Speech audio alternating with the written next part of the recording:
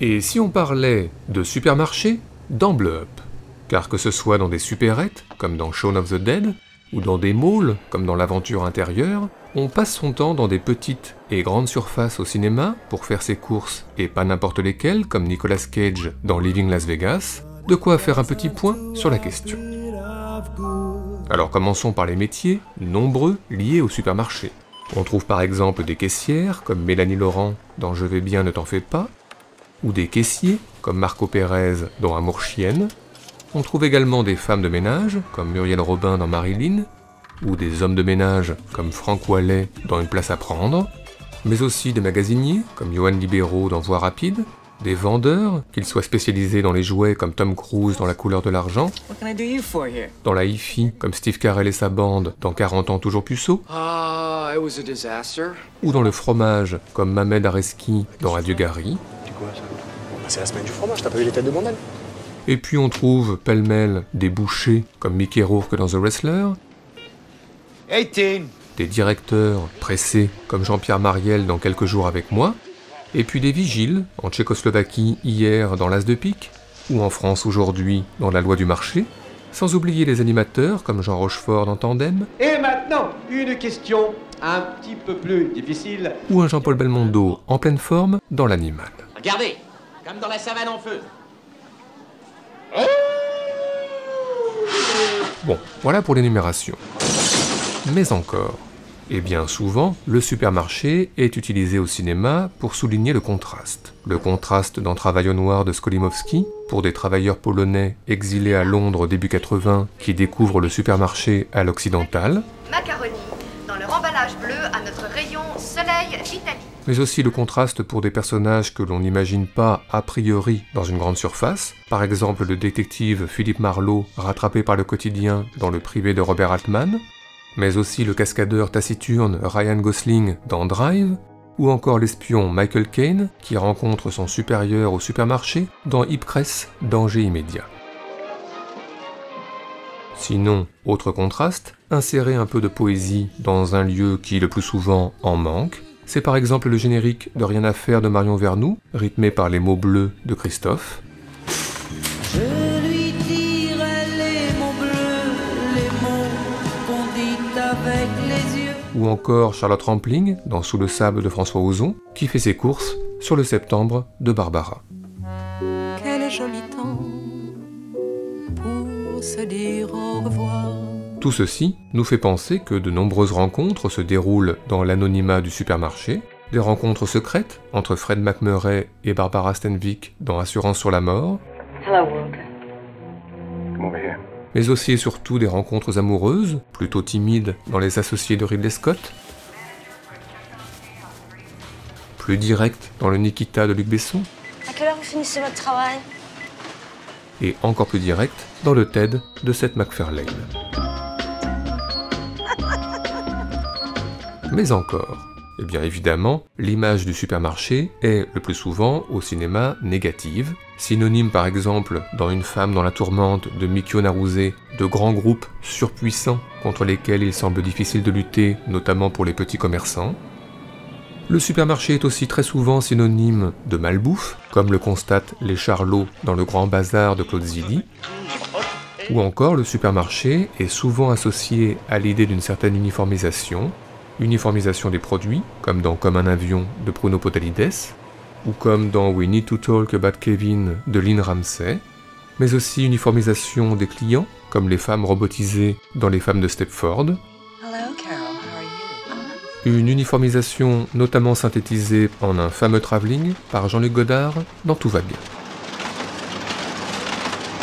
Mais encore, eh bien cette uniformisation du supermarché est parfois contestée par des personnages un peu à part, comme les punks Benoît Poelvoorde et Albert Dupontel, port cadre dans Le Grand Soir, Je te rappelle que tu t'es fait cramer la gueule et que personne n'en avait rien à foutre. ou l'excentrique Adam Sandler, en retard, dans Punch Drunk Love.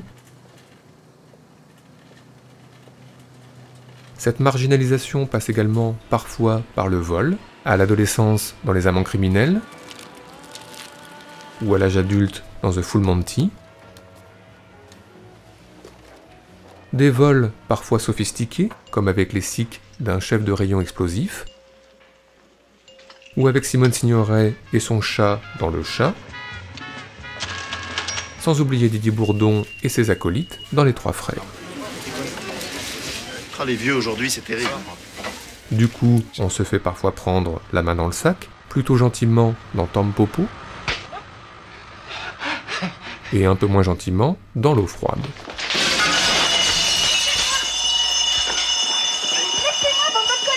N'oublions pas enfin les braquages, nombreux au cinéma, comme dans Cours la cour, Okay, legt euch jetzt alle auf den Boden. ou dans Arizona Junior des frères Cohen,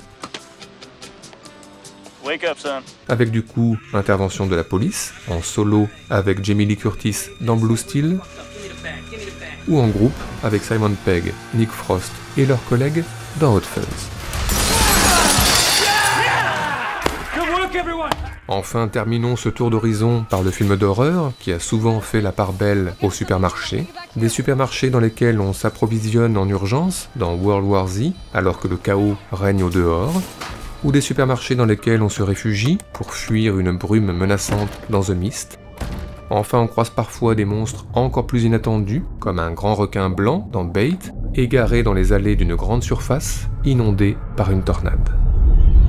Bref, si on ajoute Toni Collette, Haley Joel Osment et leur caddie dans Sixième Sens, et Patrick Devers, Gérard Depardieu et leur caddie aussi dans Les Valseuses, si on ajoute les caddies bloqués de Mammouth, et le caddie débloqué de Mommy, si on ajoute les rêves anxiogènes d'Amy Adams dans Big Eyes, et les rêves nettement moins anxiogènes de Sean Biggerstaff dans Cashback, sans oublier la caissière en roller dans Odette, et Charlie Chaplin en roller aussi dans les temps modernes, on peut dire que tout le monde au cinéma va au supermarché, même les mignons de Moi, Moche et Méchant,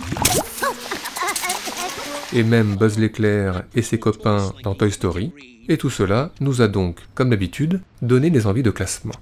C'est donc parti pour notre traditionnel top 5 subjectif, spécial supermarché au cinéma. All right, let's go. But the sign says it's closed! No, all together. Now!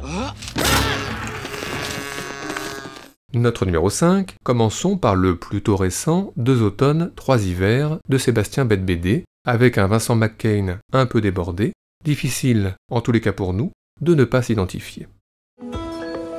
J'ai trouvé tous les ingrédients en un temps record, ce qui est déjà une bonne nouvelle. Je traîne mon caddie vers les caisses, il n'y en a que 2 d'ouvertes. Comme d'habitude, j'hésite laquelle choisir. Je me place derrière le type qui a un caddie mais rempli de bouteilles d'eau. Il doit prendre des bains d'eau minérale, ce mec, c'est pas possible. Ah, excusez-moi, c'est fermé après le monsieur. Bon bah évidemment, hein, ça m'arrive une fois sur 2. Bah, je remballe mes carottes et va pour les mémés.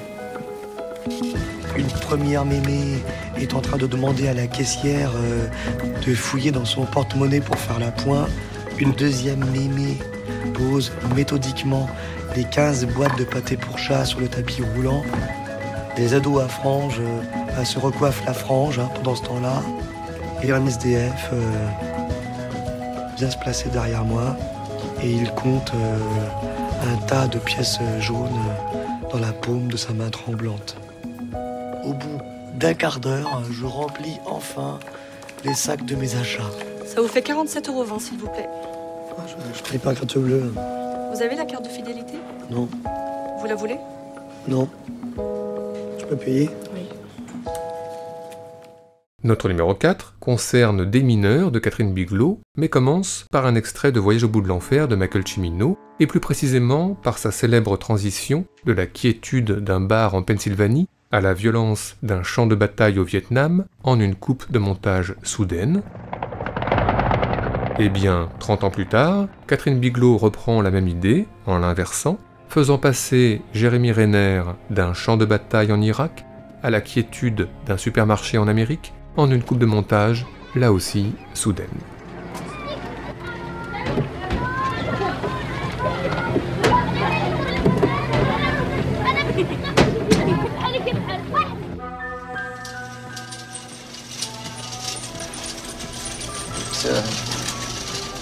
Pizza.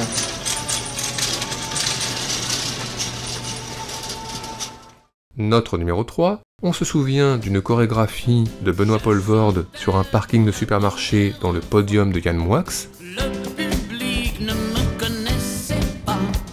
Mais on se souvient aussi et surtout, dans le grand soir de Gustave Kervern et Benoît Delépine, d'un autre type de chorégraphie de Benoît Poelvoorde sur un parking de supermarché, là aussi.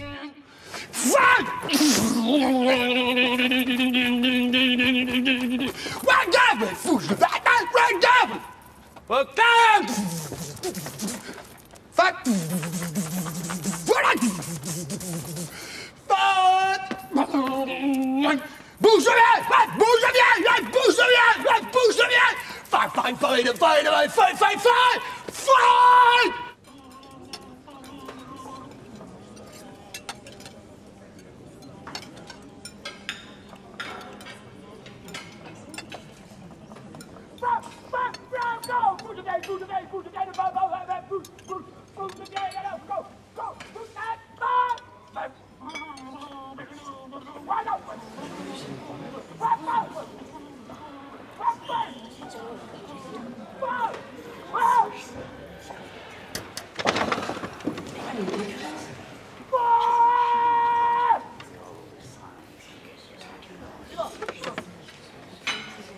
Notre numéro 2 est pour nous un incontournable, Zombie de George Romero. Quand il n'y a plus de place en enfer, les morts reviennent sur Terre, et plus précisément dans une grande surface, pour une analogie client de supermarché zombie, pour le moins savoureuse. The normal question, the first question is always, are these cannibals? No, they are not cannibals. Cannibalism in the true sense of the word implies an interspecies activity. These creatures cannot be considered human. They prey on humans. They do not prey on each other. That's the difference. They attack and they feed only on warm human flesh. Intelligence, seemingly little or no reasoning power, but basic skills remain, are more remembered behaviors from normal life. There are reports of these creatures using tools, but even these actions are the most primitive. The use of external articles as bludgeons and so forth. I might point out to you that even animals will adopt the basic use of tools in this manner. These creatures are nothing but pure, motorized instinct. Enfin, notre numéro 1 est pour nous l'évidence de l'évidence, car nous tenions à terminer ce top 5 par une danse et une chanson. Alors, Fantastic Mr. Fox, Wes Anderson, et le Letter Dance des Bobby Fuller 4.